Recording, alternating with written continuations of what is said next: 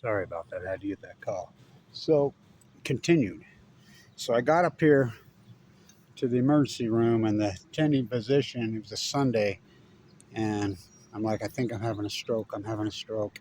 They got me in. The attending doctor says, Dr. Blanch, I know you. You used to be you're the best professor I ever had. I was a student professor. I said, you're a doctor? I thought because I taught finance, economics, biology. And he's like, yeah, I'll take care of it. So they ran the test, whatever. Got me in the next day. Colado's like, get in a wheelchair. Your valve's completely collapsed. I don't know how you're alive. So we're going to have to do emergency open heart surgery on it. They made me wait for a week. Made me sweat it out. So when I saw open heart surgery when I was young, I went to pre-med school. I watched my Uncle Thomas do one at the University of Utah. I'm like, number one, I'm not doing that to anybody. Number two, no one's ever doing that to me. Well, I've had it done twice. So, open heart surgery on May 1st, 2017. I had to back up. My gallbladder had ruptured. Well, no, my gallbladder ruptured the next year. So I had open heart surgery. They replaced my aortic valve. I was born with a heart murmur. He says, your heart's a beast. Your heart's in tremendous physical shape. Really great heart. We put a cow valve. My grandson comes in there mooing. Smart ass. So I never felt like it worked properly.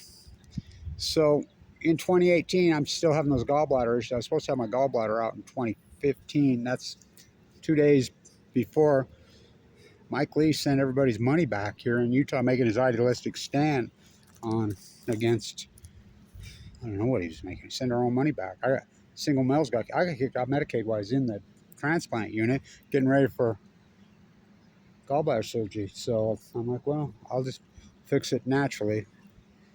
I remember Fimbo, if you don't get it taken out, I'll throw you up on the table, cut it out with it.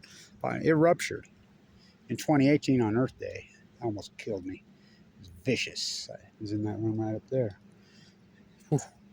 Whew. I remember the next morning, a young woman comes in. Her dad was the doctor, took it out. She says, God, I wish I had a lot of more patients like you. Look at you. You're already up, wanting to go walk. I said, yeah, it's important. I don't want it, but I got it. So, again, Celeste said at the East 8 bone marrow transplant LDS, when she admitted me, she called me over and told me, Kevin Lynch, you're the biggest miracle I've ever seen. You're a red 10 coming in here. I've never seen one walk out alive in my 26 years. So I always felt like that didn't work, in the valve. And I remember being in Monterey in the middle of the night. It's just killing me. And you got to walk up that hill because I'm staying at Lover's Point.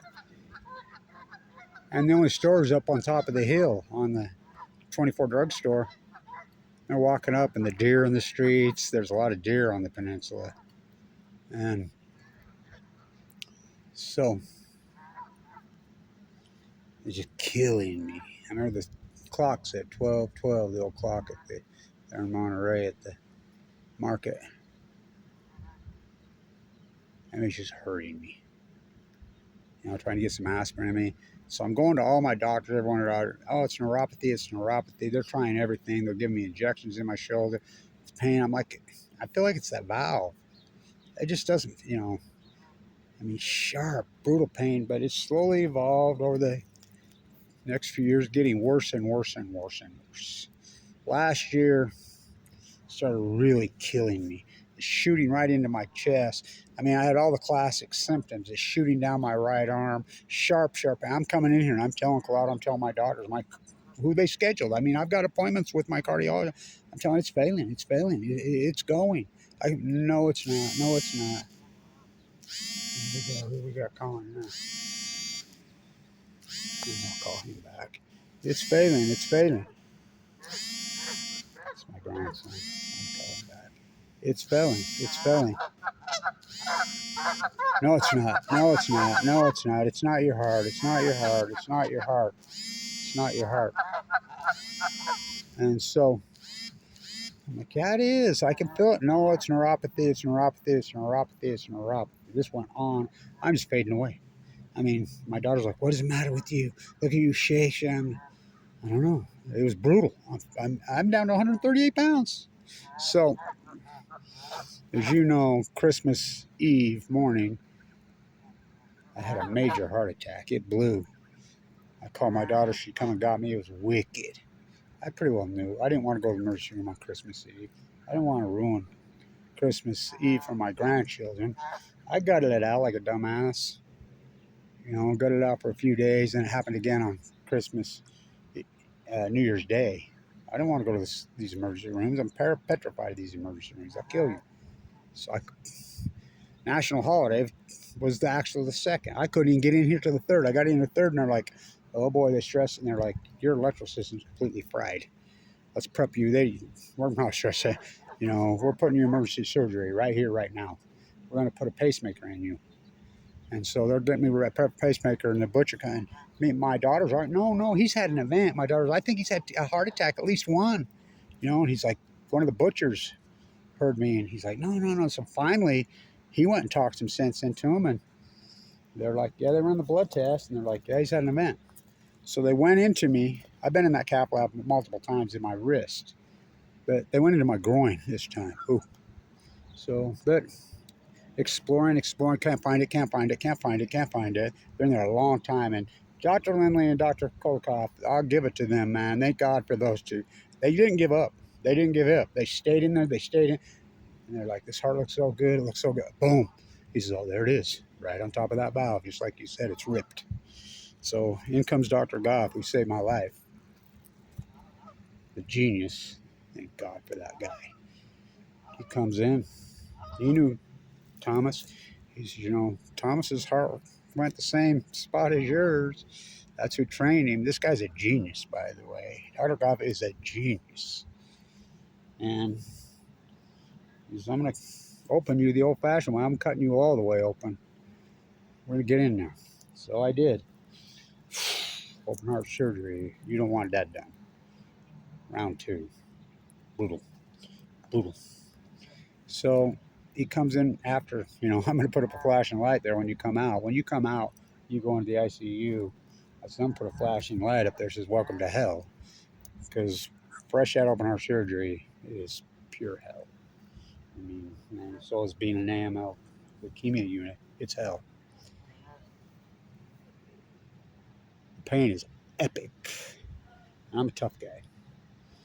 So he comes in the next morning. He says, you're right. He says, it was that valve. It was all plugged up. And my grandson recorded it all. I listened to it months later. I'm like, oh. I had to reconstruct your aortic root with cadaver tissue. It was blown to shit. Your artery above ripped. So I got in there. I saw the tattoos on you from your chemo treatment, from your radiation. I didn't want to harvest in the upper body, so I harvested one out of your leg. I bypassed like the 3 ports. I could only get 2 back open. I sewed 1 closed, but I fixed you. And you were right. That thing was all clogged up. So there was weird, yummy stuff in it. And I'm like, I tried telling everybody, nobody'd listen. When you're a cardiologist, you're telling your cardiologist, and they will not listen. Right here, so I was in that room right there all winter. It was brutal. Then they put a pacemaker in me. I was down to 138 pounds, just devastated. I weigh naturally around 170. So I've been in this treatment program ever since. Now, when I went to California this time, a lot of the doctors here didn't want me to go. They're like, it's too much on you. So I'm in a routine. I've gained 30 pounds of muscle since surgery. It's been brutal recovery. I mean, again, I was down to 138 pounds, fading away, just dying. Faded into nothing. There's nothing left of me. So I'm on this clean protein diet. I walk at the mall every morning. Me and some other old timers. We talk about our pacemakers and our heart doctors. I'm the young one. Men, I got to walk with him. He turned 100. I got to walk with him right before he died. Important piece of my life was he died on March 11th. I'm not kidding. I believe he was born on March 11th. I'm not kidding. He's a gem, man. Of Japanese descent. Died at 100. I got to meet him and walk with him. Well, I already knew him, but I got to walk with him. The last photograph ever taken, is he and I together. So I've been recovering. So I walk at the mall every morning, 7 days a week. I have my clean meal. Then I try to get some fresh, clean protein somewhere. I shop it hard to try to eat some more. I try to go. I've been hitting the Raptors games. I try to be on my feet as much as I can. But I stay in this routine. I'm in a hardcore recovery process. So my doctor is one of the ones few that I really trust. Oncologist Diana. She had a conversation with me the other day. She says, Kevin, you're not your same old self. I says, you think? You think? I'm pissed. When I'm telling these cardiologists to their face, and now my perfectly good electrical system's gone, I got to live with a pacemaker the rest. I won't be able to sleep on the beach no more. Can't do all these things I wanted to do. These joys have been taken away, and they should have never happened. I'm telling him it's my cardiologist, and they're just blowing me off to the point where it blows up. Yeah, you think I'm upset? You think I'm angry? She says, listen to me. I trust her. She says, you think you're all the way better and you're recovered? You're not. What you've been through is so incredibly devastating. It's been 6 months. You need to give it at least another 6 months. When I went to California against her advice, because the tide pool work is that important to me, that historic low tide, and I got it. I did the work at Center. I got it. Doesn't matter if it has 3 views. Recording history and time. The artist, the activist, the biologist, the real professor, the real PhD Kevin Blanch is done in real time daily, can never be duplicated, never repeated. I did the work. So she's like, you need to give this at least. It's brutal. And I'm staying in my routine as much as I don't have really any emotional support there per se of my daughter, my grandkids. They're teenagers now, my grandkids, You know how those kids grow.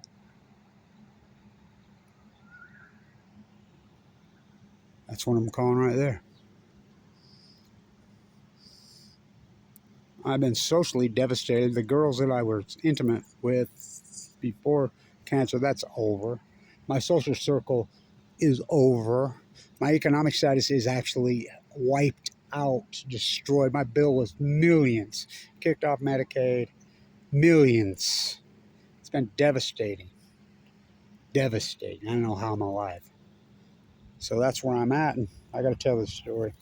So the first open heart surgery in here, this girl comes in. It's time to pull the tube out of your chest, which that big snake. It's like when the central line comes out of your jugular. Ooh, that's a powerful day. I was Dr. Thompson's very last patient at LDS on the radiation. I had very little because Vincent Hansen and Fimbo do not believe in radiation. Chemo and radiation are 2 different treatments. They don't like radiation. He wanted to do a little bit on that too. I says, only if he does it. And they did it like, Dr. Goff is so brilliant. He says, I saw the tattoos on you. I wasn't even willing to risk anything around that. So I went in your leg and harvest. You remember your uncle's heart attack one was the exact same spot as the mind he had. She says, time to pull the tube out. This is my first open heart surgery on May 1st, 2017. I'm like, I know you. She says, yeah, I know you too. She says, you don't remember, do you? And I thought for a minute, oh, it hit me. I haven't seen her in 40 years. Oh my God. We met right here at Glassman's Pond. Talk about beautiful. That was one hot, short romance. She said, oh, I remember. I've seen, she pulled the tube out. Life is full of circles. It's like the PET scan. When I had the PET scans, they're like, get in your happy place.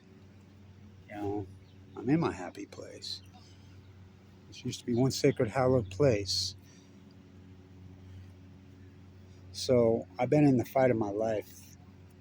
I don't know how I didn't die. My grandchildren are so over. My grandson was in Mexico City when it happened. Should have seen him trying to get home.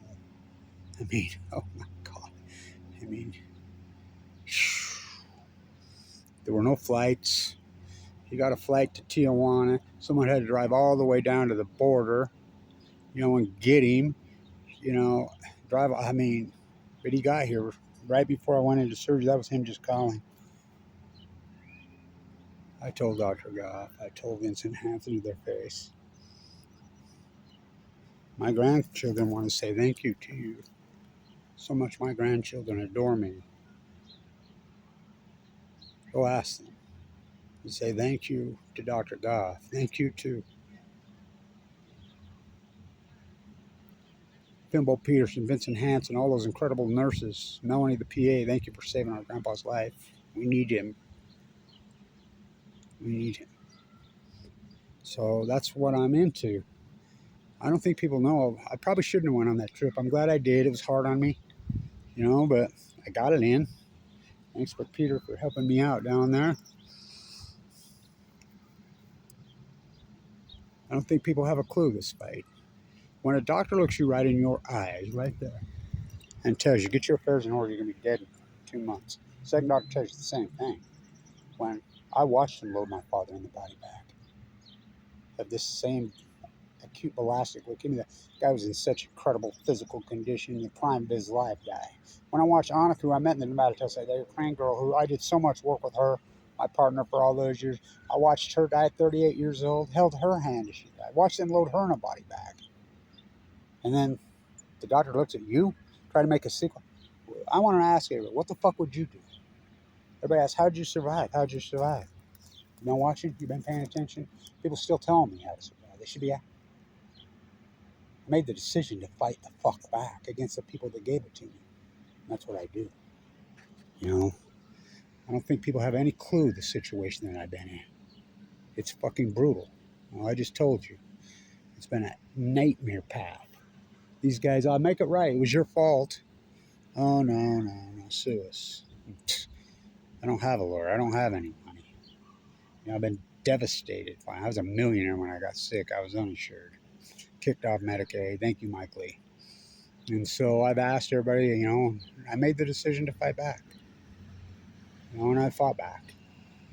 I was given 2 months to live. The type of cancer I have, AML de novo with a marker of 44, you don't live through that. I didn't have a transplant. Too sick. Now they're treating more and more people without the transplant. Marshall Jensen, the pioneer in the room. Look up his case. Love that guy. He died. He was a young man with a young child. Kevin and Carla. They both had the same thing. Carla passed. She was so beautiful. She was incredible. Hennessy. I think about her every day. That's another thing I never forget. The people that this brutal disease is the atom bomb disease, as Sudoku's mom would call it. I don't forget them. I'll never forget them. It's like there's another 1%er. He's in this fight study with me in the 1% study. He's a craziest haywire kid. I mean, he was given months to live when he was a boy. He's almost 50 years old now. He says, Blanche, don't you get it? Don't you get it, Blanche? Oh, I get it. Only the good die young. They're letting you and I out. This is hell. Don't you understand? We are in hell. They're not letting us, guys like us, out. Boy, ain't that the truth. Ain't that the truth. So it's a hell of a fight, man. We fight, we battle. So I don't think they'll have a clue. So I'm in the rehab program right here, right now, today. Diane, this is Kevin. You're not yourself, lady. This is, what do you think? I'm very sad about this. There's a lot of depression that goes along with open heart surgery, and AML leukemia. The number one killer of men with AML leukemia is suicide. Well, I wonder why. Talk about a devastating war where you don't have any money, you don't have any support, you don't have anything. When you're sucked up and bald-headed and you're skinny and they're down to nothing, you get some support, but that goes away. So does the support. You got nothing. My grandkids, and you battle on, and you fight on, and just rely on blind faith. Should have been dead on Sunday morning, banging my head. That was a Sunday morning that kicked me out of that room. It's a Sunday morning. How did you survive? What do you think this is all about? What do you think this whole journey, what do you think my PhD is about? I fight for her, she fights for me, the ecology, the animals. Why do you fight for these people? These people don't give a shit. They don't. Who said that was? I'm fighting for my grandchildren. I'm fighting for the mighty blue lady, the Pacific Ocean, and the birds and the animals. I grew up on the marsh. I grew up on the ecology. I fight for her. She fights for we, the ecology. You know, that's what this is all about. That's what this entire YouTube site's about. It's about my activism about since the day I was a little kid. You know, I watched him load my father in the body bag in the prime of his life, nuked to death in about the descendant of a Marine. I watched on. What am I supposed to do? What am I supposed to do? You know, what would you do? You know, I'm not taking a call third strike. I told Pimbo Peterson I will never take a call third strike. You hold on to that dream you had, Kevin Blanch. You know, that utopic dream. You hold on. Don't you let go. You're the biggest miracle of my career. You hold on to that dream. Don't you dare give up. You know, you hold on to that dream. Don't you give up. Don't you give up. And the nurse is tickling on my back. Got me. Don't you give up. Don't you give up, Kevin. Kevin Blanch, don't you, Melanie, the great PA, was a PA. She says, I never want to be a nurse. I want to be the foot washer. Don't you give up. Don't you give up on me. You fought through this. You've gotten this far. Don't you give up on me. You hear me? Don't you dare give up. And I haven't. I made promises in that room when I was going out of a coma. I made promises, you know, to God, whatever. I made promises to myself. Let me live. Give me a second chance. I'll fight these dirtbag, nuclear energy scumbags to my last breath. Every day I'm alive. And I have. So I'm in a rehab program right now. I got a ways to go. Thank everybody for supporting this historic work. And I'll continue to do the work. But I'm trying to get better. It's been a brutal, brutal 12 years. Me and the Pacific Ocean. Me and the ecology. It's been brutal. And when they can hire teams of trolls to literally attack a guy, kicked off Medicaid, there were dozens of YouTube sites and Facebook pages literally 100% committed to nothing but slander Kevin Blanch. Why I'm incurring felonies in all 50 states. The Nuclear Energy Crime Center, they can do whatever they want. They can do whatever they want. You know? Well, I'm in critical condition, fighting for my life. It's so disturbing what they've done. They'll viciously go after me. My own government. My father, the Special Forces Marine who gave his life. My uncle stood on D-Day, freaking Omaha Beach that raised me. You know, but they can do whatever they want to me. Attack me viciously when I do all the good work. I'm the foot washer. I literally am the foot washer. You know, so I do my work one day at a time, staying alive. If I can wake up and I'm halfway feeling decent, you know, I don't care where I will, how, when, I'm okay. As long as my family, you know, the ecology is fighting, you know, they're, you know, my grandchildren are okay, then it doesn't matter. I'm fine.